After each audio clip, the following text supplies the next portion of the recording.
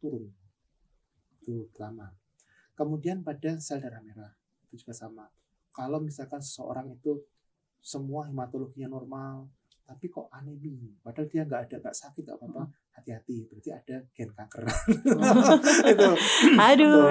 Kemudian kalau ada benjolan yang aneh, kalau Iya. ada benjolan jangan diraba-raba, bahaya. Karena kalau benjolan itu kan mungkin hanya neoplasma ya, mungkin jinak ya, benigna. Tapi kalau itu kita selalu dipegang-pegang itu nanti bisa jadi aktif ya, malah jadi maligna, jadi jadi kanker. Andeng-andeng itu andeng-andeng.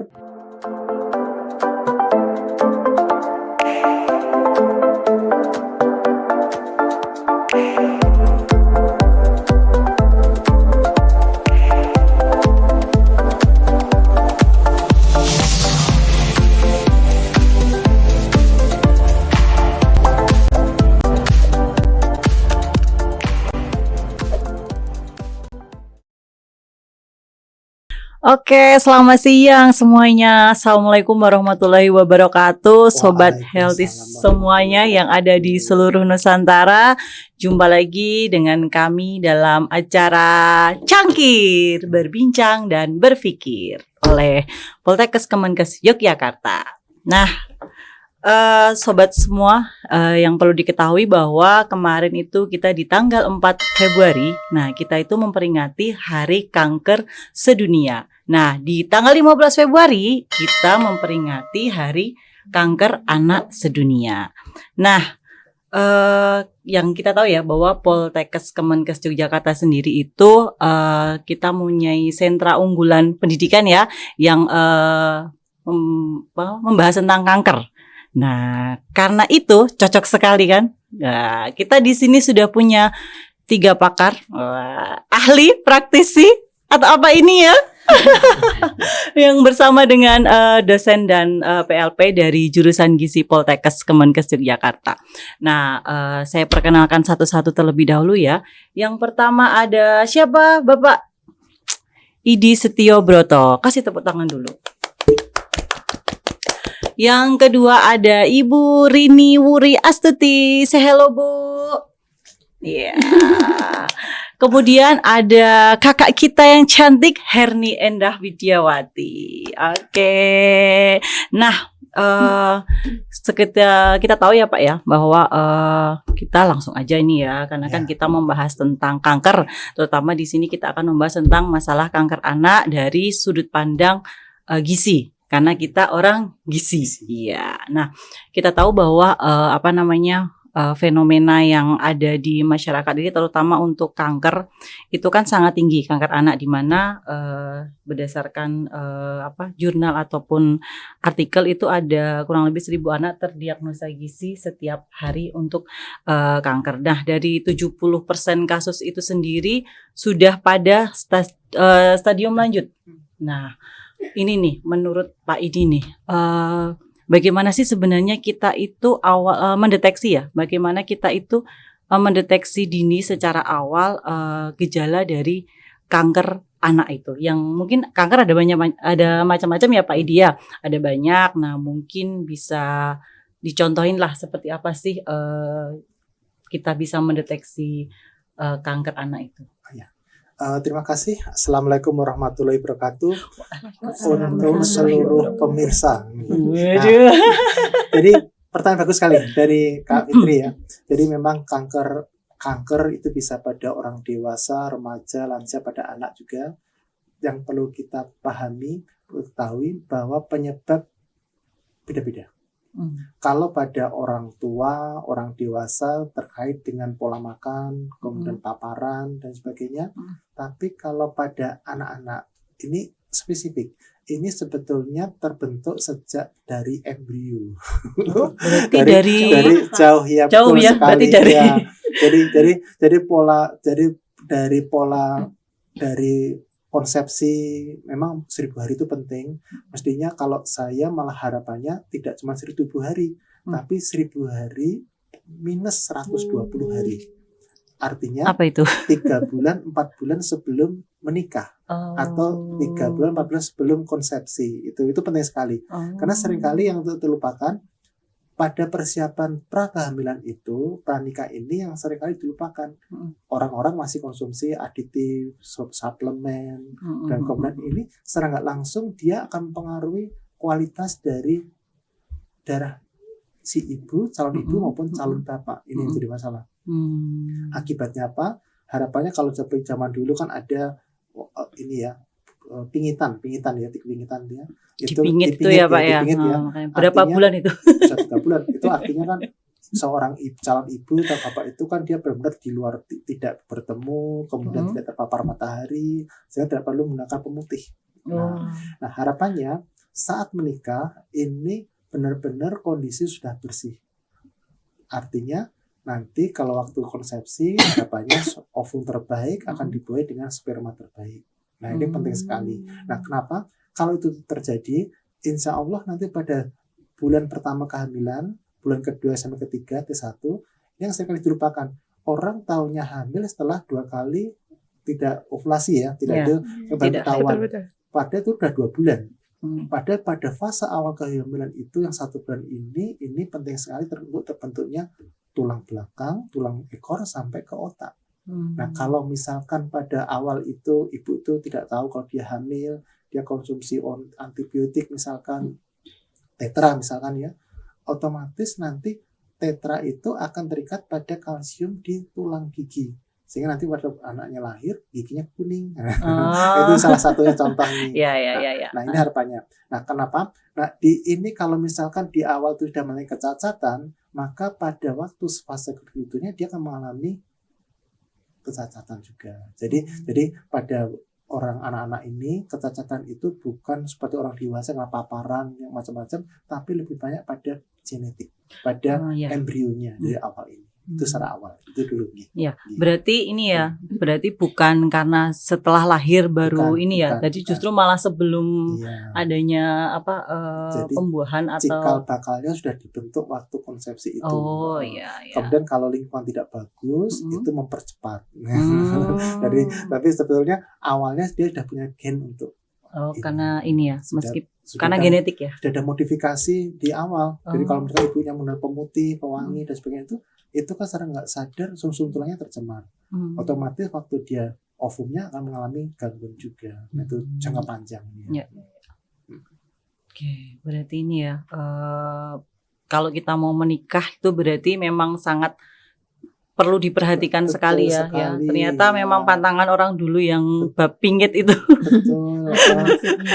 Ada maksudnya ya ternyata. Muslim itu kalau misalkan suami meninggal, istri tidak boleh menikah lagi. Dan harapannya 2-3 bulan kan tidak boleh supaya bersih. Karena kalau langsung menikah kan masih terbawa gen suaminya pertama. Itu betul. Ternyata seperti maka harus ada dibersihkan dulu. Dan juga waktu kita ini anak-anak itu harapannya sudah harus bersih semuanya. Memang sulit menjadi ibu, banyak ibu tapi belum tentu jadi ibu. Jadi ini hati-hati sekali. Sekedar gelar gitu ya. Ternyata gelar yang sangat berat juga ya menjadi ibu-ibu itu, karena justru ternyata nggak cuman dari sudah lahir anaknya, justru jauh sebelum mungkin kita mau menikah atau gelar itu sebenarnya sudah akan nyantol di diri kita sebagai seorang perempuan. Ya Pak Edi. Kemudian kalau misalnya tadi kan itu untuk kita mendeteksinya ya mungkin dari awal gitu ya, kita sudah harus awal. Kemudian kalau dari etiologinya sendiri bagaimana Pak? Yang secara umum karena kanker ini adalah neoplasma ya, tumbuh ganda dari sel hidup sendiri ya, otomatis dia butuh tenaga banyak, butuh energi banyak. Ciri-ciri pertama dia butuh gula. Otomatis orang yang kena kanker biasanya berat badannya cukup turun. Itu pertama. Kemudian pada sel darah merah itu juga sama. Kalau misalkan seseorang itu semua hematologinya normal, tapi kok anemi, padahal dia nggak sakit nggak apa-apa, hati-hati, berarti ada gen kanker. Itu. Aduh. Kalau ada benjolan yang aneh, kalau ada benjolan jangan diraba-raba, tidak bahaya. Karena kalau benjolan itu kan mungkin hanya neoplasma ya, mungkin jinak ya, benigna. Tapi kalau itu kita selalu dipegang-pegang itu nanti bisa jadi aktif ya, Hmm. malah jadi maligna, jadi jadi kanker. Andeng-andeng itu Betul ada, nih. andeng-andeng betul, andeng-andeng normal, tapi kalau udah udik-udik Iya, biasanya kan suka utik gitu ya. bahaya. Oh. Itu karena ada keluar darah sangat alami dan sebagainya. Itu secara alami. Iya, Dari iya, demam, iya, ada iya. demam. Iya, Ya, iya, demam. iya. Dari demam, berarti lebih misalnya dari demam gitu ya. Dan secara alami Kemudian- gampang demam tidak sakit tapi demam. Itu salah satu tanda. Kemudian berat badan turun cepat, itu juga tanda. Kemudian ini HB turun, itu juga tanda. Itu secara umumnya. Kemudian di sana ada penjual-jualan, kemudian sebagainya. Gitu ya. Berarti apa namanya? Kalau kita kadang suka utik ya. Ya, Kalau ada penjualan ya tidak apa ini gitu. apa? Ya pada ya Ah. mungkin kan pikir nggak ada hubungannya ya sama cancer. Ya. Tapi ternyata lama kelamaan Ya. kalau memang itu apa namanya tangan kita nggak benar, karena tangan kita mungkin juga kotor ya. Itu istilahnya kan nggak selalu bersih ya. Nah, mungkin kan dari situ bisa Untuk masuk. remaja juga hati-hati. Apa ide? Kadang remaja ini kan estetika ya. Akibatnya dia seringkali kadang-kadang kok kita nggak bagus secara estetika, dipindah kemana atau mungkin ada-adanya dihilangkan gitu. Itu Ini ya, hati-hati, ini. iya, Karena iya, iya. kalau sudah remaja Mm-mm. itu artinya ini bagian tubuh kita tuh sudah tersimpan dalam apa yang di tubuh kita sendiri, artinya sudah terekam indeks. Jadi kalau ada satu hilang akan dicari terus. Oh, jadi bisa berpindah gitu ya? Iya, akan dicari terus. Tubuhnya kan ini bagianku yang hilang kemana ya, dicari terus. Nah, Oh, ternyata. Jadi hati-hati. Tapi kalau ada ngandeng jangan diambil. Oh gitu. Syukuri aja. Oh gitu. Ada toh hitam tuh jangan diambil. Hilangkan itu memang mesti ada pesan. Jadi ciri khas sebenarnya ya. Iya, iya. Ciri khas kan, jadi tahu itu yang ada ini di sini di pipinya itu. Mungkin sebenarnya menambah kecantikan. Tapi ya itu tadi Bu, kalau remaja kurang pede Pak. Ya kan apalagi dengan kondisi yang remaja-remaja sekarang ini kan sangat mementingkan. Casing. Iya, itu kan Penampilan. Ya, tampilan luarnya itu itu. menjadi masalah ya. Jadi kalau kita kembali ke yang 1000 hari tadi itu penting sekali. Karena di awal kehidupan itulah dibentuk sistem imun, kemudian sistem dia nanti obes atau tidak itu dibentuk sejak dini. Makanya kalau orang gizi mau ngajar bagaimana pola makan yang sehat dan sebagainya, maka waktu hamil itu makan yang beraneka ragam, termasuk buah-buahan, sayur, itu supaya anak-anak itu, anak yang calon bayi itu sudah paham apa yang dimakan disenangi ibunya. Bukan durian.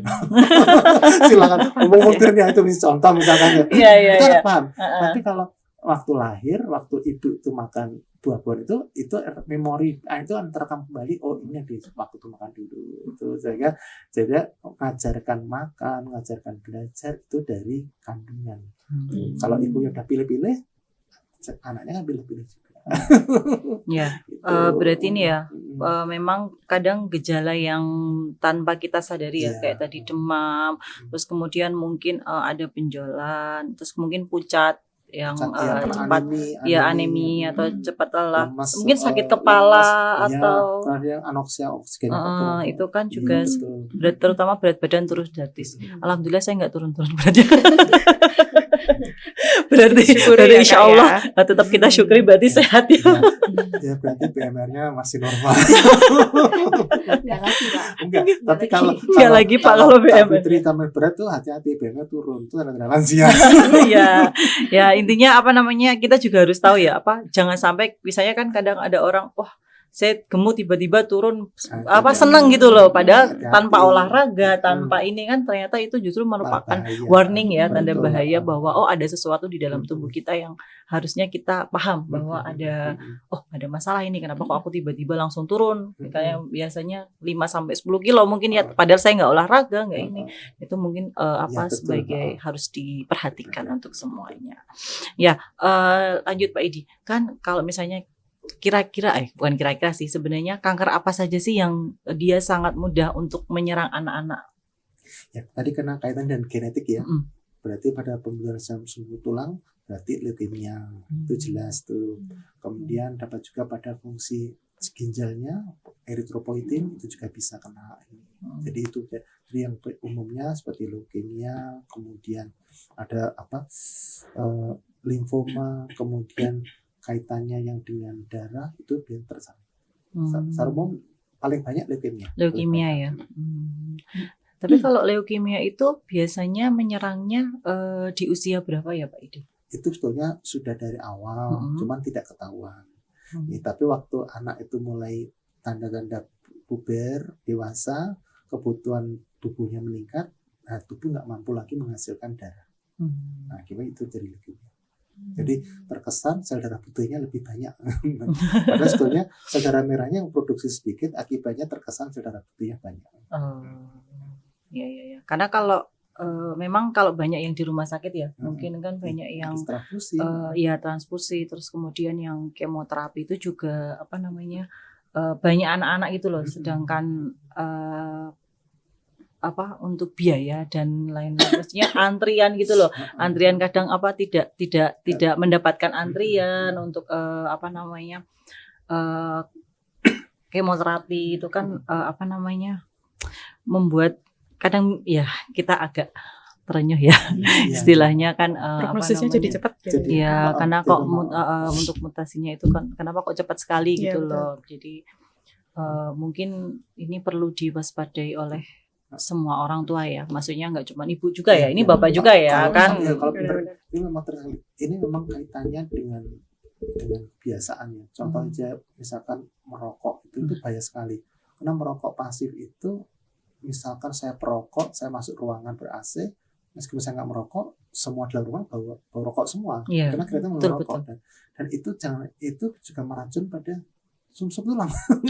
Jadi bukan hanya paru-paru ya, Pak? Iya, berarti masuk kulit itu bisa. Ke anak. Kalau anak itu sudah punya kelainan genetik, ada tambah asap rokok, paparan itu mempercepat. Jadi seperti dipicu. Prekursornya. Itu bapak-bapak yang honizin yang suka merokok ya. Seperti enggak? Iya, Polkesio kita tidak ada yang merokok ya. Tapi ini juga penting juga loh. Karena sekarang itu kalau kita lihat di mall-mall itu kan ada putri-putri, remaja putri merokok vape itu vapor ya. Sampai ngerokok ya. Iya. Tapi pertanyaan, kenapa kok anak-anak itu kok kepengen mengulum ya itu kenapa ya? Itu perlu itu juga ibu harus introspeksi ya. Karena pada bayi itu kan ada masa dia harus ngempeng itu masih 2 tahun menyusui ya. Itu kalau periode itu nggak selesai, itu akan terulang pada masa yang akan datang. Nah, pada remaja itu tidak cuma putra atau putri, dia kebiasaan ngemut itu. Jadi itu karena dulu kepuasan leptiknya tidak tercukupi, simofloid itu yang tercukupi, itu bisa terjadi. Itu kemudian yang paling parah lagi, dia akan puas kalau dia berucap tidak enak, pedes. Nah itu iya, berarti kan dia kepuasannya terpuaskan itu hati-hati. Jadi AC itu harus benar-benar diberikan secara alami, bukan lewat dot. Karena kalau dot, anak itu nggak belajar proses. Dia taunya ngempeng langsung dapat susu. Tapi kalau dia ngempeng kan dia ada proses bagaimana dia ngelembu ya tuh bahasa Indonesia merajuk atau merayu ibu nggak merayu ibunya itu supaya air susunya bagus. Maka dia anak itu bisa tahu kapan psikologi orang tua. Nah itu hubungan orang tua anak itu dari situ terbentuk. Tapi kalau dari awal sudah langsung dot, anak taunya proses, taunya apa yang diinginkan langsung harus dicukupi. Itu ya. Jadi kenapa kok kita harus menyusui ya kan sampai anak usia 2 tahun. Ternyata selain untuk kesehatan ibunya, itu juga untuk kesehatan anaknya juga, dan ternyata itu juga efek ya psikologis ke masa depannya juga ya. Ternyata mungkin kan kita taunya hanya ya udah kalau sudah 2 tahun ini terus biar nggak tahu kalau ternyata sampai remaja itu imbas dari itu ternyata terulang ya. Karena itu belum tuntas. Contoh gampang tadi ibu ya, orang hamil berat badannya bisa naik 12-15 ya, bisa lebih ya. Anggap asumsikan 10 kg lemak itu ya. Itu 10 kg itu titipan dari Yang Maha Kuasa. Itu betul sekali ya, 10 kg itu ya. Berarti 10 gram itu kalau dalam gizi kurang lebih 10.000 gram. Berarti kurang lebih 90.000 kalori ya. Nah itu kalau anak bayi itu butuhnya 1.000 kalori, berarti itu bisa mencukupi untuk 90 hari. untuk itu.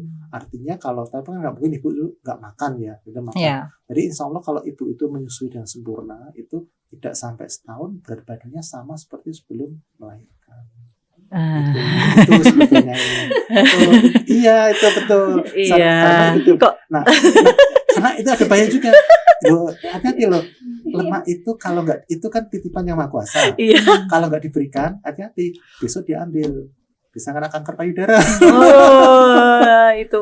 jadi Masalahnya- semua itu salah keterkaitan. Makanya dari luar lebih banyak ya. Iya. Gitu. Itu oke, berarti ini ya ada keterkaitan ya Iya, antara kesehatan ibu dan kesehatan ibu dan anak itu memang sangat berhubungan sekali. Nah, oke, Pak Idi mungkin tadi ya apa namanya, kita sudah tahu bahwa ada keterkaitan mungkin antara ibu dan anak. Bagaimana sih pencegahannya sendiri supaya tadi mungkin di awal sudah disampaikan ya, tapi mungkin ada nggak yang lain selain sebelum apa namanya tadi sebelum menikah atau apa, ada nggak pencegahan yang lain di luar itu? Ya tadi saya sampaikan ya, karena itu dari awal. Yang pertama mesti harus perbaiki niat dulu. Niat. Kemudian Nawa itu ya. Bantu makan pun sesuai dengan gizi seimbang. Jadi tidak cuma makan yang baik beraneka ragam, tapi juga harus BHBS. Kemudian harus berat badan harus selalu dikendalikan, harus dikontrol terus itu berat badan. Berat badan ya. Ini kayaknya dari tadi nyinggungnya berat badan terus ini. Ya di depan saya. Enggak juga. Ya. Jadi gimana saya kayak gitu. Tapi saya berat badan saya nggak turun Enggak. kok jadi. Ini bagusnya. Jadi perilaku hidupnya itu nanti yang akan disampaikan oleh nanti dari yang lainnya. Iya. Jadi, aneka ragam, BHBS, berat badan dikontrol, kemudian yang terakhir ini ya pola makan terus ya. Pakai piring. Oh iya, nanti akan bisa. Olahraga Pak. Ya, olahraga Iya, betul. Mantap. Ya, betul. Olahraga itu penting sekali. Ya, Yang penting. yang penting karena olahraga itu penting. Karena kalau kita hanya makan, kita ingin seperti Adirai misalkan ya. Atau kita seperti polwan, polri itu ya, tuh yang wanita makan seperti dia 5.000 kalori, kita otomatis akan gendut. Iya. Berat ini. Tapi kalau kita aktivitas, kita akan jadi otot. Tapi kalau kita tidak, makanya tadi di gizi itu tidak sekedar IMT, tapi harus ngitung lingkar perut. Lingkar perut lagi. Iya, kayaknya dari tadi. Loh, kalau Ya makanya kita ada ini kan apa yang Pospindu. ini ada wellness, Oh, kita ya, ada betul. pospindu juga ya kan rutin ngecek ya setiap 3 bulan jadi sekali. jangan sampai berat badannya ideal tapi perutnya buncit asitas. Iya. Iya kan bisa jadi kan. Jadi, Sepertinya harus banyak aktivitas fisik ya. Ya mau itu. Sebenarnya kita sudah di sini sudah ada ya kayak alat apa namanya treadmill atau apa Sepeda namanya sepeda statis. statis ya, dan kita juga sudah difasilitasi sebenarnya setiap 3 bulan sekali kita ada rockboard, ada ini. Ya, oke Pak Idi, mungkin itu tadi tentang kita bahas tentang sedikit tentang bagaimana deteksi dini tentang kanker, kemudian bagaimana kita etiologi dan juga bagaimana untuk pencegahannya. Nah, selanjutnya kita mau membahas tentang aspek ke gizi. Ya, nah, karena kita orang gizi. Ada gizi. Iya, gizi juga. Ya, ini kita langsung ke Bu Rini ya. Nah, kan ini tadi kita tahu bahwa banyak orang tua yang anaknya baru didiagnosa kanker ya, tapi mereka tuh langsung fokusnya itu ke kemoterapi, ya, langsung kemoterapi. Oke, dokter bilang kemo, oke, dokter bilang operasi, oke, dan sebagainya. Nah, sebenarnya pentingnya urusan kita ya, kita orang gizi ya.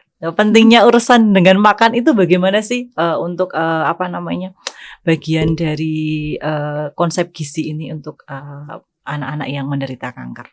Ya ini kita kalau ibu-ibu pakai jalur dapur ya Mbak Erni ya. Betul. Ini udah luar biasa.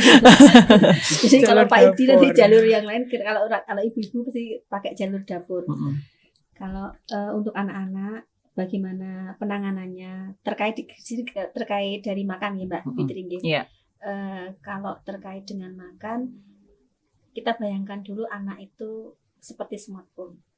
Jadi pada saat anak bertumbuh, dia butuh energi yang lebih. Itu belum dengan kondisi dia dengan kansernya, kondisi dia dengan dampak dari terapinya, misalnya dari kemonya, dari fisioterapinya. ini luar biasa. Seperti HP butuh baterai untuk dia bisa mengisi, anak-anak butuh energi juga untuk dia tumbuh. Nah, kalau tidak ada asupan makan, bagaimana dia bisa tumbuh, bagaimana dia bisa mengatasi dampak dari fisioterapi, dampak dari kemoterapi. Jadi makan untuk anak dengan kanker itu tidak hanya sebatas kenyang, tidak hanya sebatas agar anak ini tidak kurus, tapi lebih ke bagaimana makanan ini menjadi bagian dari upaya pengobatan. Itu. Jadi selalu kita sampaikan kepada mahasiswa juga pada waktu kita ketemu dengan pasien kanker, yang pertama kali harus disampaikan adalah bagaimana kita menyampaikan makanan ini menjadi bagian penting dari pengobatan. Karena biasanya orang tua dengan anak kanker itu ya tadi akan lebih ke medis dulu. Iya, betul. Pokoknya gimana caranya biar cepat sembuh. Kemoterapi, fisioterapi, pengobatan tanpa mempertimbangkan bahwa makanan itu menjadi bagian penting dari pengobatan. Itu Mbak Fitri. Nah, berarti kan karena tadi kan makanan itu kan merupakan hal yang penting ya untuk kesehatan dari si anak penderita kanker itu sendiri. Nah, kadang kan orang tua selalu bertanya apa saja sih yang boleh dimakan sama anak itu loh. Kira-kira ada nggak sih pantangannya? Karena kan aku nggak boleh makan ini, anakku nggak boleh makan ini, anakku nggak boleh makan ini, hanya boleh ini saja. Kadang kan orang tua sudah terfokus di situ. Nah, sebenarnya ada nggak sih pantangan dari anak yang menderita kanker itu dengan makanan-makanan tertentu? Nah, itu yang mungkin sering sekali ditanyakan orang tua ya. Karena orang tua itu kalau udah lihat anak sakit, maunya kalau misalnya bisa dipindahkan, orang tua akan rela ya, Mbak Eni ya. Akan rela, kenapa tidak ke ibu saja begitu yang merasakan. Nah, sehingga kadang-kadang anak itu atau orang tua itu lebih percaya pada selain obat. Tadi ada cerita dari sekitar. Ini tidak boleh, itu tidak boleh, ini tidak boleh, itu tidak boleh. Akhirnya anak ini kan sudah berat ya dengan kansernya, sudah berat dengan dampak dari pengobatannya. Dampak dari kemoterapi luar biasa beratnya untuk anak. Dampak dari fisioterapi juga banyak untuk anak ini mengganggu fisik klinisnya. Nah, jangan sampai anak-anak itu sudah berat dengan kondisinya, lebih berat lagi masalah makan. Jangan diberatkan di situ. Jadi kalau ditanya ada pantangan apa enggak, sebenarnya anak itu masih boleh dia mengkonsumsi makanan favoritnya, masih boleh. Asalkan ada 3 pertimbangan. Yang pertama, makanan itu harus cukup. Yang kedua, seimbang. Yang ketiga, aman. Nah, cukup di sini kita berbicara cukup untuk anak dengan kanker, bukan cukup untuk anak kebanyakan. Nah, kalau anak dengan kanker, jelas dia butuh kalori yang lebih tinggi. Mungkin nanti teman-teman gizi, adik-adik gizi yang lebih paham hitung secara rinci ya. Tapi prinsipnya kalori diberikan lebih tinggi dari biasanya. Kemudian dia butuh protein untuk dia tumbuh, dan dia butuh protein untuk dia perbaikan jaringan-jaringan yang rusak, serta dampak dari fisioterapi, kemoterapi yang dia jalani. Kemudian seimbang. Jadi tidak ada makanan pantangan apapun. Ini bukan yang karsinogen ya. Jadi kita tidak bisa tidak perlu memilih-milih mendewakan satu zat gizi tertentu, misalnya dari karbohidrat, kemudian lemak, kemudian protein, kemudian vitamin dan mineral harus diberikan. Kemudian aman. Nah, anak sendiri itu imunnya dia pada fase pertumbuhan dan fase yang imunnya belum cukup dibandingkan dengan usia-usia di atasnya.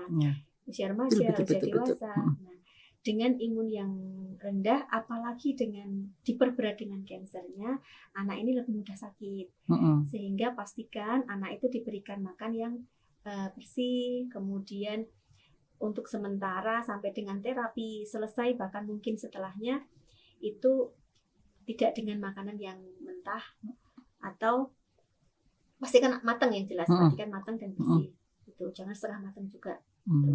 Gitu ya Pak Edi ya. Ya, berarti ini ya, berarti biar orang tahu bahwa sebenarnya tidak ada pantangan yang ketat untuk anak yang menderita kanker ya. Istilahnya kan mungkin ada orang yang bilang, oh karena ini terus lebih tinggi proteinnya, suruh tidak boleh makan yang berlemak-lemak. Mungkin kan karena itu akan memicu sel kankernya, kan ada orang yang lebih dari omongan orang seperti itu. Jadi sebenarnya tidak ada pantangan ketat. Yang penting gizinya seimbang. Bukan sifatnya yang karsinogen. Oh, iya. Nah, yang sering lagi orang tua itu kadang sering takut memberikan makanan glukosa. Jadi glukosa ini dianggap sebagai karena ya memang benar glukosa ini sebagai makanan buat kanker ya Pak Edi ya. Jadi kanker itu butuh glukosa. Tetapi jangan lupa otak anak, kemudian anak itu butuh berpikir dan sel juga butuh energi. Jadi bukan tidak boleh tapi dibatasi. Jadi batasi penggunaan karbohidrat sederhana begitu. Itu yang glukosa tambahan gitu. Tetapi pun tidak dibiarkan makan permen seharian, bukan seperti itu. Tapi tidak boleh dihilangkan intinya. Enggak, kita orang yang sehat aja kita nggak akan ngasih permen anak tiap hari juga kan. Maksudnya kita jadi ada batasannya. Intinya tetap dengan gizi seimbang. Ya, tidak usah dengarkan kata orang, dengarkan ahlinya saja.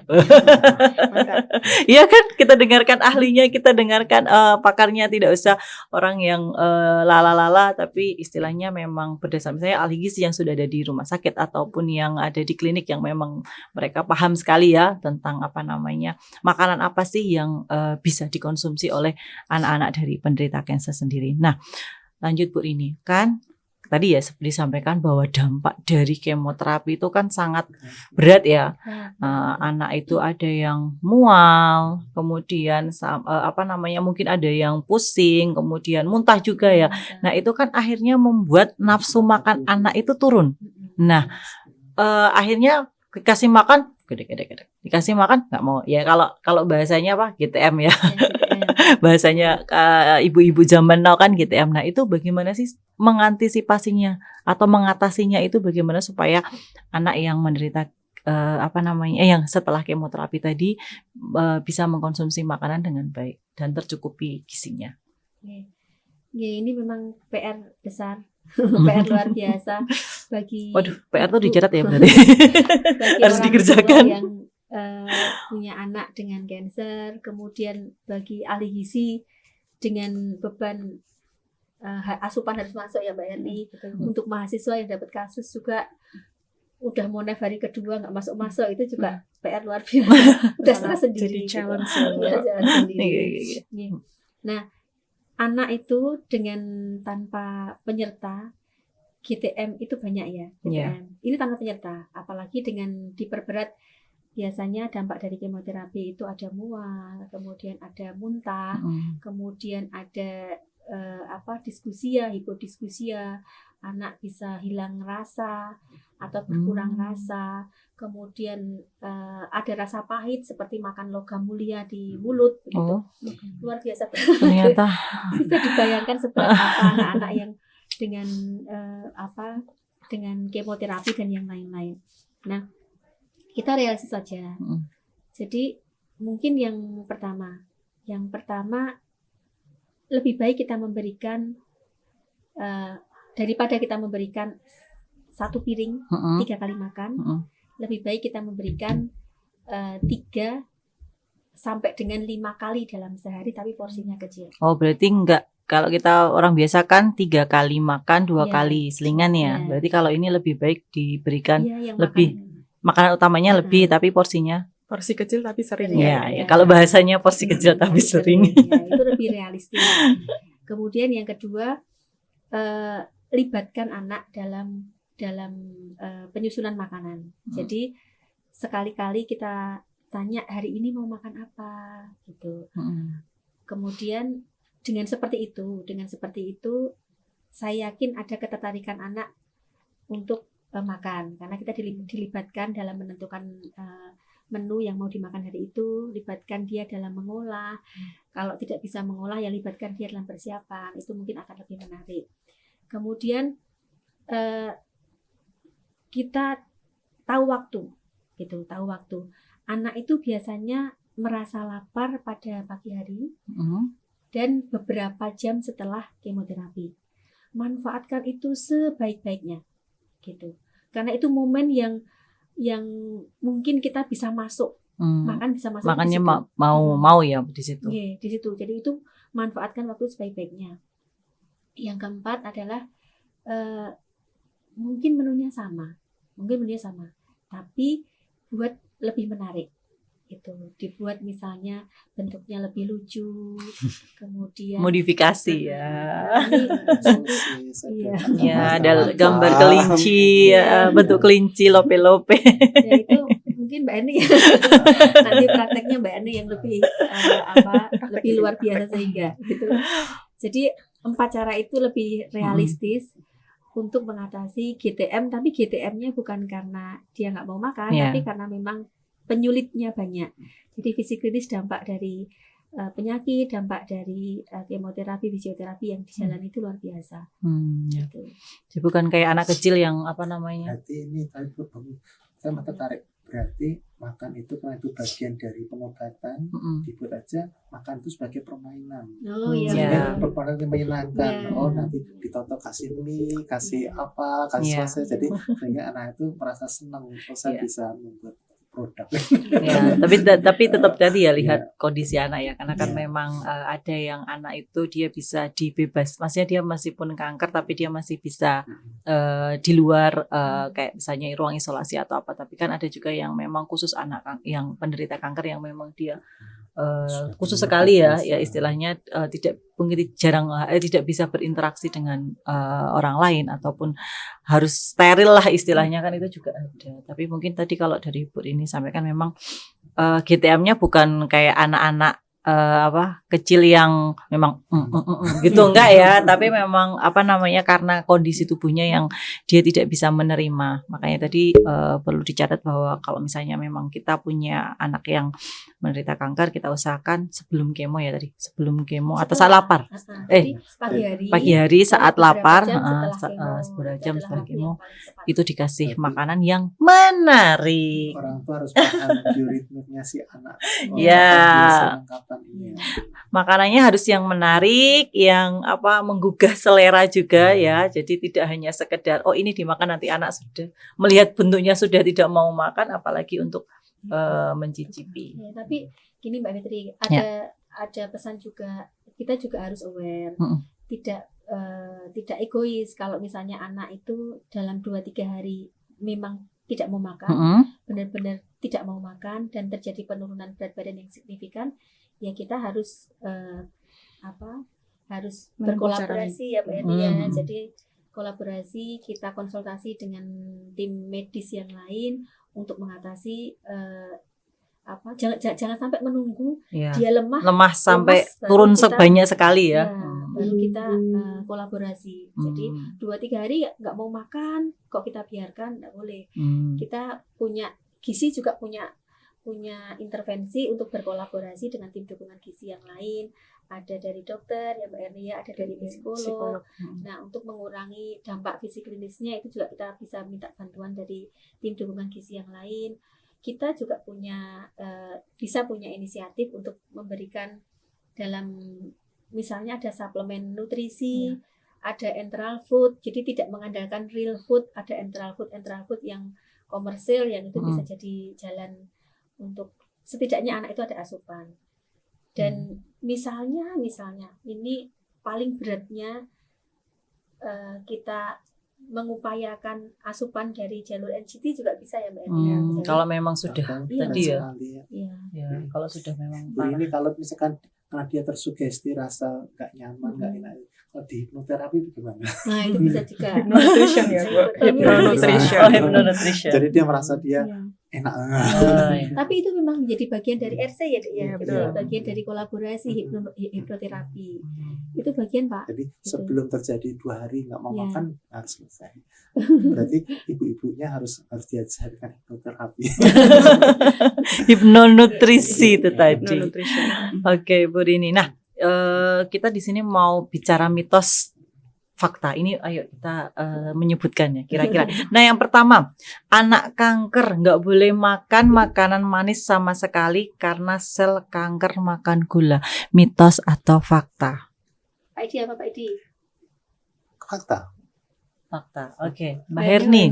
Mitos. Mitos. Bu Rini. Mitos. Mitos. Nah, sekarang Pak Edi jawab dulu. Nah, Kenapa fakta, Pak Idi? Karena neoplasma itu tumbuhannya tumbuh sendiri. Dia butuh tenaga untuk multiplikasi dia dan dia butuh untuk hiperplasi. Sehingga dia butuhkan energi, dia butuh darah, butuh oksigen, butuh makanan juga gula. Oke, ini dari segi patologi ya. iya. Sekarang yang mitos dulu. Ini siapa? Mbak Herni Bu Rini atau dong, Bu Rini? yang Oh, Bu lebih Rini. senior ya. Oke. Apa Kalau Bu dari Rini? Kalau dari sisi seorang ibu, mitos. Tadi Kenapa? kan, dihilangkan ya Mbak Fitri ya. Jadi Tapi kalau di tengah sananya nggak boleh. Oh. Tapi tetap harus makan, tetap harus. Iya. Ya kan gak apa-apa. Ini maksudnya Jadi ini galau, kan Mbak Edi dari jadi galau. Iya, ini kan tadi kan dari Benar. sesi apa patologi. Nah, Kalau dari pertanyaannya tadi patologi. Ambigu ya. Ya. Kalau sama sih jadi nggak boleh kan? Iya. Ya, 50% oke, jadi berarti karbohidrat tetap. Mitos atau fakta jadinya? Kalau dihilangkan kalau mit- dihilangkan nggak boleh. Oh, Nggak kalau boleh. dihilangkan Tapi nggak boleh. Oke. secara fisiologi seperti itu. Oh iya, Iya. oke. Ya, lanjut Bu Rini. betul, kadang kan ini yang sering membuat orang tua panik gitu ya, karena panik dan bingung. Karena tadi sesuai dengan apa yang Pak Edi sampaikan bahwa sel kanker itu butuh glukosa. Tetapi jangan lupa anak, sel otak, kemudian Iya. sel sehat itu juga butuh glukosa. Intinya tidak dihilangkan tapi dibatasi, terutama glukosa sederhana ya Pak Edi ya, gitu. Itu Oke.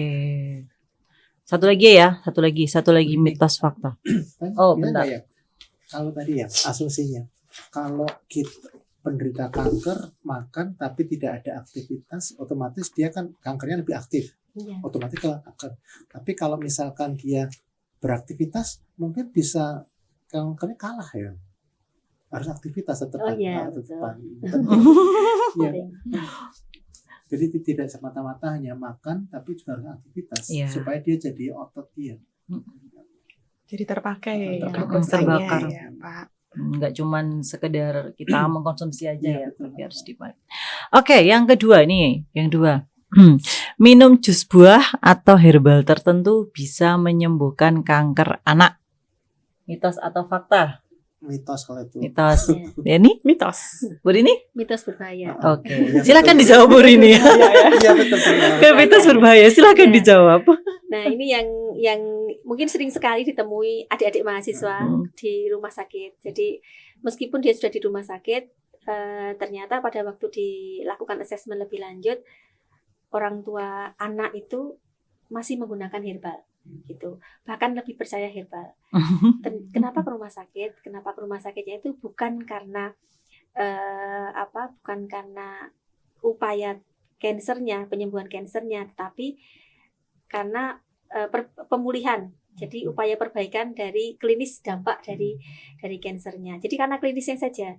Tetapi kalau percayanya masih percaya kepada tadi herbal atau mungkin jamu-jamu tradisional.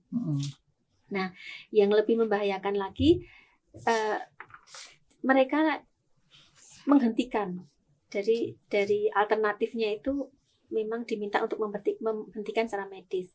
Padahal secara jurnal penelitian dan kajian-kajian ilmiah yang lain belum ada yang namanya herbal tertentu begitu yang bisa menyembuhkan kanker 100%.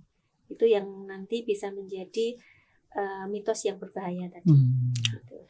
Berarti tetap ya bukan dihindari ya, tapi istilahnya harus ada alternatif. Ya, tetap harus ada pendamping. Tidak boleh hanya kita berdiri dari satu sisi saja. Misalnya, aku harus dari herbal tok, aku harus dari Jus obat buah atau aja. jus buah aja atau Hmm. apa gitu, tapi memang harus Seimbang. ada seimbang kanan kiri. Oke, Bu Rini. Ini udah. bukan jus buah sehat, tapi yang dimana mungkin tadi yang saya sampaikan herbal Oh, jamu-jamuan. oh, Herbal jamu jamu-jamu. yang jamu yang Herbal ada itu di meskipun alami tapi tetap harus dikendalikan loh, nggak boleh Iya. kita saat misalkan teh-tehan, kamarnya teh-tehan ya kita konsumsi tetean berlebihan. apa teh, Pak?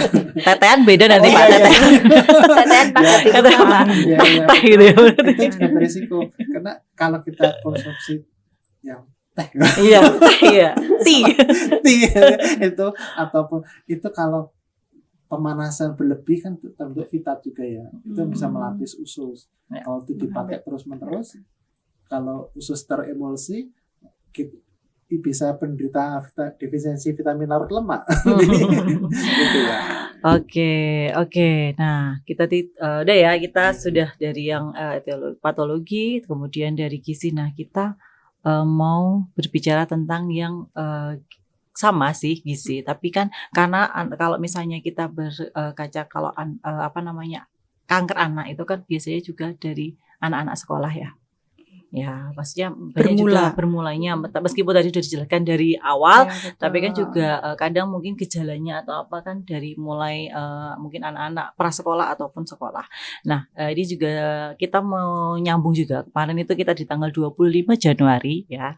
Kita memperingati Hari Gizi Nasional ya, yang Selamat Hari Gizi, Mbak yang ke-66. Nah, Ya, betul, makanya di Kak. sini kebetulan kita di sini juga ada Mbak Herni yang mungkin kalau kita berbicara kemarin itu kan gizi seimbang dengan pangan yang optimal ya. Gizi Lokal. seimbang Pangan dipenuhi lokal. dari pangan lokal. dari Iya, pangan betul, lokal Kak. ya. Nah, kalau menurut Mbak Herni sendiri, kenapa sih kok kita di luar yang tadi misalnya kanker ya, kenapa sih anak sekolah kok perlu dengan adanya gizi seimbang tuh kenapa? Oke, siap Kak. Jadi ini berangkat Siap, Kak. dari izin dulu. Izin. senior. Halo Sobat Sehat Nusantara dan juga Kak Fitri. Iya. Izin sharing-sharing ya Kak. Sebenarnya saya itu berangkat dari tadi kalau Pak Idi sama Bu Rini kan berbicara mengenai kuratif gitu ya Kak. Kalau dari Hari Gizi Nasional mungkin masih melekat di ingatan kita. Hari Gizi Nasional itu mengusung tema gizi seimbang untuk tumbuh kembang optimal. Ya. Kemudian penuhi gizi seimbang dengan pangan lokal. Tentunya kemarin kampanye yang kita dapat rekor muri itu, kita kan kampanye di sekolah-sekolah ya sekolah. Kak ya. Betul. Nah itu sebenarnya salah satu dari pencegahan atau preventif dan promotif terjadinya kanker di masa depan kayak gitu Kak. Jadi kita tahu sendiri ya Kak ya, kalau usia sekolah ya Pak, mohon izin nanti koreksi kalau salah. Ini kebanyakan izin nanti.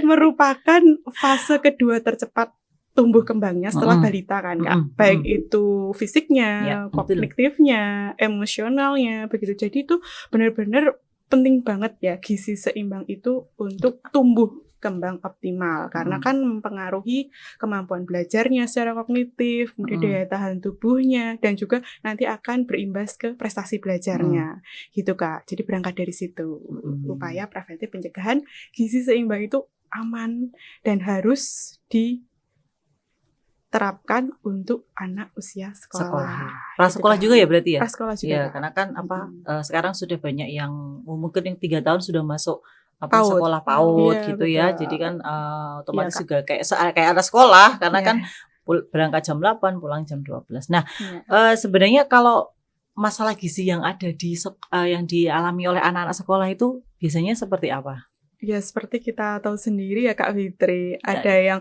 dari tubuhnya itu terlihat tampak besar, ya artinya ada gizi lebih atau kegemukan berdasarkan IMT menurut umurnya. Kemudian ada yang kurus nih, tapi nggak cuma kurus atau gemuk saja, ternyata mereka juga mengalami masalah gizi yang tersembunyi. Salah satunya adalah kekurangan zat gizi mikro, misalnya anemia kayak gitu Kak. Nah, jadi kita menghadapi tidak hanya double burden lagi, tapi triple burden seperti itu Kak, yang sering ada di anak usia sekolah. Nah, gizi berlebih tadi Kak, saya kan menggambarkan gizinya gemuk, kemudian obesitas gitu tuh di masa depan diprediksi akan menjadi faktor resiko dari kejadian penyakit tidak menular. Salah satunya kanker yang tadi diceritakan Pak Idi sama Bu Rini. Jadi kanker anak Gitu, juga Kak. kalau misalnya anak sehat bisa berisiko kanker nanti di Iya, benar usia banget, dewasa. Kak. Kayak gitu. tuh, Ya. semua dari makanan ya. Nah, betul sekali. Itu semua bermula dari kebiasaan makan ya, makan. Kak.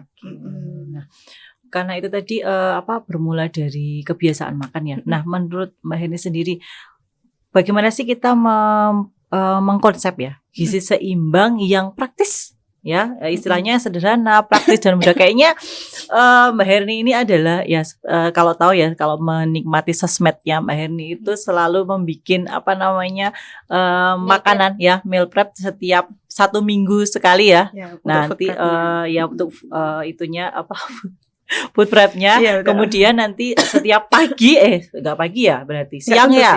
Nah, itu akan upload makanan-makanan apa ya. Nah, itu kan menurut saya sebenarnya sesuatu makanan yang sederhana dan praktis. Nah, itu menurut Mbak Heni bagaimana sih menyiapkan yang sederhana dan praktis itu? Oke, saya jawab sebagai orang tua Oh iya, sekaligus boleh lah. sebagai ahli gizi ya Kak.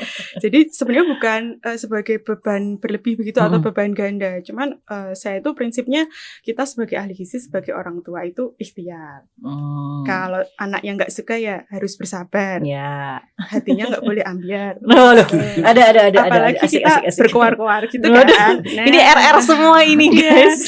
Nah, kita menyiapkan sesuatu yang sederhana yang setiap hari kita makan. Jadi prinsip saya tuh anak-anak itu disiapkan makanan yang sehat dan praktis itu berangkat dari orang tua. Apa yang dimakan orang tua adalah apa yang dimakan oleh anak, begitu Kak. Dan semua itu harus berbasis ini ya Kak. Aku bawa alat peraga nih Kak. Ya, ini ya guys. Ya, ini Oh, ada kalau isi aku lihatnya di piringku. sana. Ya. Jadi saya sama suami itu berkomitmen. Jadi tadi kan Bu Rini sempat menyinggung semua bermula dari dapur gitu ya. Betul. Jalur dapur. Itu tidak hanya ibu saja, jadi ayah juga berkontribusi. Ya. Jadi ayahnya di sini. Makanan sehat dan praktis, ayahnya juga harus makan yang sama. Misalnya nih, di sini ada sumber karbohidrat sebagai sumber tenaga. Anak kan harus sarapan nih kalau pagi sebagai sumber tenaganya karbohidrat. Tidak hanya nasi melulu. Jadi kalau suami saya itu juga makan ubi-ubian. Terus kadang makan kentang ya, kentang masuk ubi-ubian ya kayak gitu. Kadang makan sesekali makan mie, tetap makan mie bihun jagung dan lain sebagainya. Kemudian sebagai sumber protein juga yang ada di sekitar kita, nggak usah kita muluk-muluk tuh pakai ikan salmon, ikan tuna, begitu. Sebenarnya ikan lele, ikan nila yang ada di sekitar kita itu sebagai kembung basic. ya, ikan kembung juga. Ikan kembung itu kan bahan pangan lokal ya Kak ya, jadi dia cocok nih digunakan untuk sebagai sumber protein.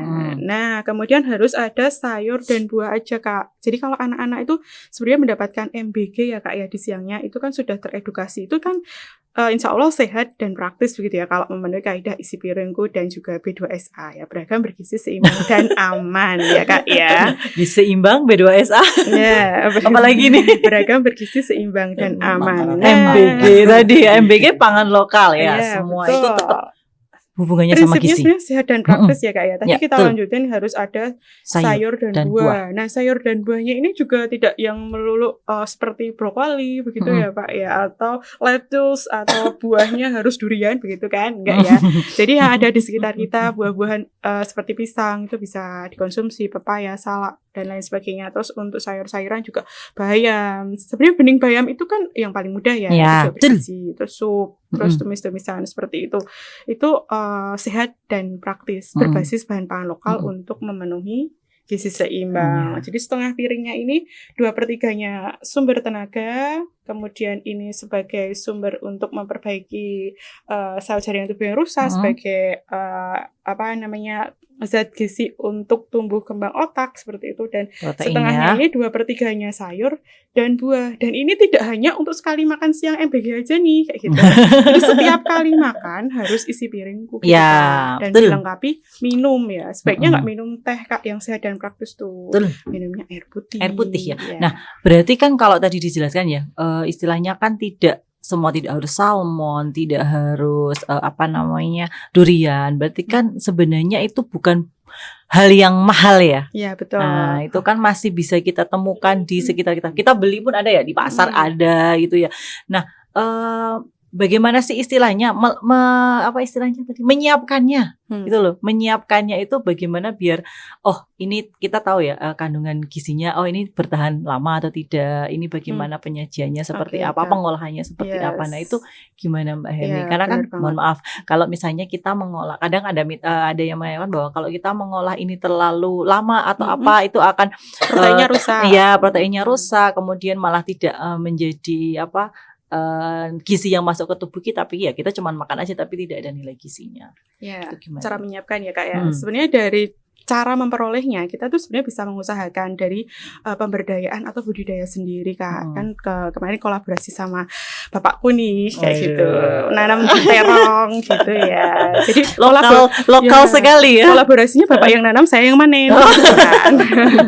Nah, tanam cabai, kemudian bapak tuh melihara ikan nila, ikan lele, itu bisa jadi salah satu sumber alternatif untuk memperoleh bahan pangan lokal itu. Nah, kalau cara pengolahan sendiri saya punya metode sih untuk ibu-ibu kerja mungkin ya. Atau calon ibu begitu, atau nanti tolong kalau bapak-bapak yang nonton bisa disampaikan ke istrinya gitu, yaitu metode food prep seminggu sekali itu Kak. Saya menyiapkannya itu kalau minggu ganjil saya memasaknya real ya, masakan Nusantara nih. Misalnya, berarti ini ya ada ininya sendiri ya. Minggu ganjil itu bentuknya ikan ya ikan. Ikan lele bentuknya kayak gitu. Jadi kita mengenalkan ke anak ya ikan ya kayak gitu. Ayam ya bentuknya ayam nih. Daging sapi ya kayak gitu. Yang dikit-dikit alot ya emang kayak gitu teksturnya asli. Masaknya juga macam-macam, ada gulai, ada kare, ada kuah kuning, terus macam-macam ya Kak ya, ada opor dan lain sebagainya. Jadi olahan Nusantara dengan wujud yang asli. Tapi kalau minggu genap nih, saya tuh memenuhi keinginan anak-anak. Anak-anak ini kan suka terpengaruh makanan UPF ya Pak, sebagai salah satu faktor risiko cancer ya, yang ultra processed food nih. Nah, saya memasak yang mirip nih, jadi olahan ikan tapi dibuat nugget nih, kayak berarti gitu. Sungguh sangat ini menginspirasi dimsum kayak terus gitu. Sosis dari hati ayam kayak gitu. Terus ayam dibuat dimsum. Jadi anak-anak itu terpenuhi nih dari penglihatannya, penciumannya, indera perasanya seperti UPF tapi berbahan alami buatan ibunya sendiri begitu. Dan Kak. yang jelas tidak mahal. Ya, dan tidak menggunakan zat-zat adiktif ya, Pak, BTP yang berlebihan kayak pewarna, pemanis, pengawet dan juga penguat rasa nih tentunya Kak, karena itu semua terkandung di UPF. Kalau cara pengolahannya selayaknya ibu-ibu ya Kak ya, kita memakai prinsip kalau di gizi nggak boleh sampai yang dipanaskan meletup-letup nih lebih dari 100 derajat. Nanti kan ada denaturasi protein, terus tidak bertahap, misalnya sudah direbus nanti dikukus kemudian digoreng, nah dibakar lagi ya, ada pengolahan itu tidak seperti itu, dihindari. Kemudian apalagi ya Kak ya, tidak menggunakan bumbu-bumbu yang membuat lidah si anak, papila si anak ini terbiasa dengan penguat rasa, karena kalau bersifat candi masakan ibunya jadi nggak laku. Jadi kalau gitu. kaldu ya bikin kaldu sendiri ya? Nggak sampai segitu sih. Kirain kemarin kaldu sendiri gitu deh. Ya, pakai kaldu jamur sih, tapi yang tidak mengandung mononatrium glutamat, MSG atau vetsin Kak. Karena untuk menghindari papila anak itu terbiasa dengan penguat rasa. Ya begitu Kak. Nah sekarang ini kalau itu kan berdasarkan dari kita Derni mau membuat ya. Nah tantangannya sendiri bagaimana? Apalagi untuk saat ini, apalagi mungkin anak di sekolah ya. Anak sekolah itu kan banyak jajanan, istilahnya mungkin dari neneknya atau kakeknya juga. Biasanya kan seperti itu ya. Kalau ibunya sudah melarang, orang tua sudah melarang, nenek mana bisa, kakek mana bisa. Itu kan kadang mereka ya udah yang penting anak dia mana mau. Biasanya kan dibeli entah itu yang manis-manis atau itu mungkin yang apa tadi tinggi MSG. Nah itu bagaimana untuk menurut Mbak ini mengantisipasi supaya nanti anak tidak menjadi kebiasaan dan tadi memicu sel kankernya itu sendiri untuk anak. Ya sebenarnya yang pertama itu berangkat dari kesabaran ya Kak. Ya betul. Sabar, Ya. sabar. Kalau kita mau mengedukasi, tidak mungkin kepada anak-anak usia sekolah itu memberikan edukasi yang teoritis begitu Kak. Tapi sejauh saya menjalani sampai saat ini, metode yang paling efektif adalah dengan mencontohkan. Nah, kayak gitu. Jadi saya makannya kayak apa nih, kayak gitu. Nah, itu anak akan mencontoh. Jadi saya adalah contoh yang terbaik untuk anak saya, begitu.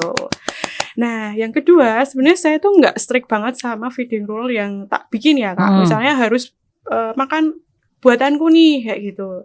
Harus makan sesuai yang disajikan oleh cimomnya nih, gitu nggak seperti itu. Sebenarnya saya membuat rasio, Kak. 80% makanan sesuai dengan apa yang kami sajikan, saya dan ayah sajikan begitu. 20%-nya itu saya buat Sabtu Minggu bebas. Tapi bebas dalam artian tetap sehat ya. Kalau orang dia tuh cheating ya. Iya, cheating ya kayak gitu. Tetap dikasih kesempatan itu. Soalnya kalau nggak diberi kesempatan itu, menurut pendapat saya akan membuat rasa penasaran dan anak mencoba di luar pengetahuan kita kan, Bu. Nah, itu akan lebih berisiko meningkatkan makanan-makanan ringan yang tinggi BTP-nya tadi Kak, bahan tambahan pangan. Gitu Kak. Oke, nah ini terakhir untuk semuanya. Ini satu-satu mungkin. Bagaimana sih peran orang tua ya? Peran orang tua di saat sekarang ini untuk pencegahan kanker itu sendiri bagaimana? Bisa dimulai dari Pak Idi. Singkat padat jelas. Perannya bagaimana seperti apa peran orang tua? Baiklah, terima kasih. Kita amat yang ingsun aja ya, ing arso sung tulodo ing madya mon karso tuturi handayani. Jadi sudah disampaikan dengan Kak Erni tadi ya. Memang paling paman tuh orang tua itu harus sebagai figur contoh. Contoh dalam hal pola makan, pola hidup, termasuk bagaimana kita mengolah makanan, itu penting. Karena itu yang akan diteladani oleh adik-adiknya, oleh putra-putranya itu ya. Kemudian juga harus tadi udah bagus tadi ya, udah adil. Jadi ada anak itu juga harus kebebasan, tapi kebebasan yang selalu ada dalam pengawasan. Jadi keamanan adalah yang utama. Mungkin itu aja yang dapat saya sampaikan. Yang penting tadi ya, dalam siklus kehidupan itu tidak boleh dipotong-potong. harus lihat dari dasarnya. Ya, oke. Terima kasih. Ya, Bu Rini, dari Bu Rini sendiri bagaimana peran orang tua? Kalau saya masih menganut masak dengan cinta itu nyata. Dengan Cuman cinta. mengambil ilmunya Mbak Erni. Jadi kita cari hati anak-anak melalui jalur dapur. Gitu. Jadi ya mulai dari keluarga itu yang paling makanan itu bukan hanya sekedar kesenangan tapi kualitas hidup ya Mbak Erni ya. Betul. Gitu Mbak Fitri. Oke, Mbak Erni, ada? Beberapa ya Kak. Yang poin pertama nih, karena kita bicara makanan, sebagai orang tua kita harus memiliki penghasilan yang halal untuk mendapatkan makanan ya, dari sisi spiritual ya Pak ya, itu supaya aman begitu. Yang kedua itu yang tadi mengolah dari dapur dan mencontohkan bersama ayah dan ibu, tidak hanya ibu saja ya. Ayah ya. Ayah ya. Kakek nenek. Ya. Yang ketiga kita harus gemar berinovasi, mengikuti tren makanan anak ya. Jadi kita tidak boleh ketinggalan dengan industri-industri. Kita harus up to date begitu mengikuti keinginan anak gitu. Yang terakhir kita doktrin ke anak. Karena sehat berasal dari isi piringmu, begitu Kak. Oke. Sepertinya cukup panjang juga ya ternyata kita membahas masalah hari kanker sebenarnya ya, tapi kita dari kacamata gizi. Nah, mungkin untuk segmen hari ini ya, segmen Cangkir berbincang dan berpikir dari kami kita cukupkan sekian. Nah, kurang lebihnya mohon maaf untuk semuanya. Saya halo di sana semuanya. Assalamualaikum warahmatullahi wabarakatuh. Dadah, sampai jumpa lagi di Cangkir berikutnya.